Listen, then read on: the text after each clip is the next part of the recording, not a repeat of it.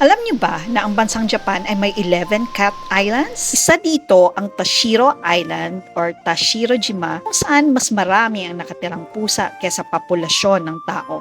Sinasabing ang island ay tirahan ng 150 cats samantalang 61 lamang ang permanenteng residente nito na karamihan ay 60 years old na or mahigit pa. Sa isang video, binisita natin ang Aoshima Island sa Ehime Prefecture.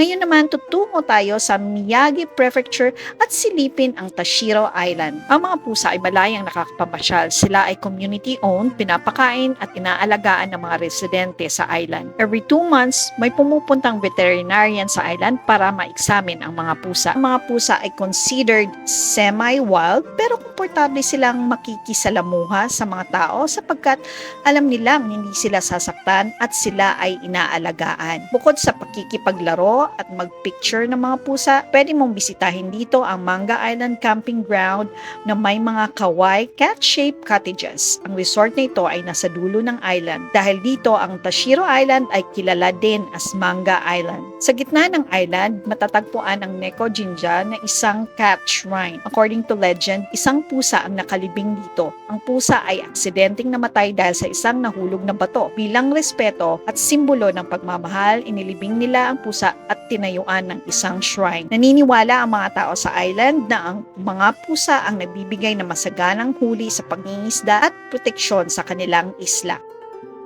Sa mga bibisita sa island, may iilang paalala na dapat tandaan. Una, ang pagbibigay ng pagkain sa mga pusa ay mahigpit na pinagbabawal.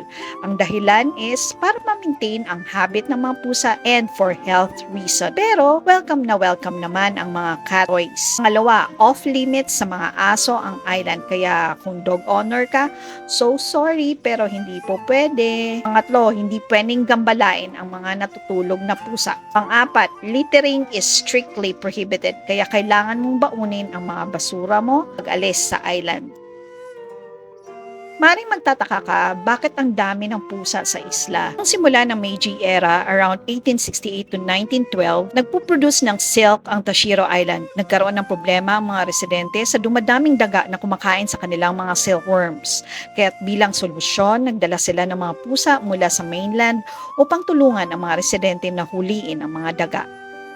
Ang isla is primarily fishing community per dahil sa exposure nito sa social media at sa television simulang 2006, nagiging tourist destination ito ng mga cat lovers. Limited lang ang tourist facilities nito. Wala itong restaurant but instead meron itong maliliit na cafes, vending machines at convenience stores. Hanggang dito na lang muna guys. I hope na enjoy nyo ang video na ito. See you sa next video. Thanks for watching.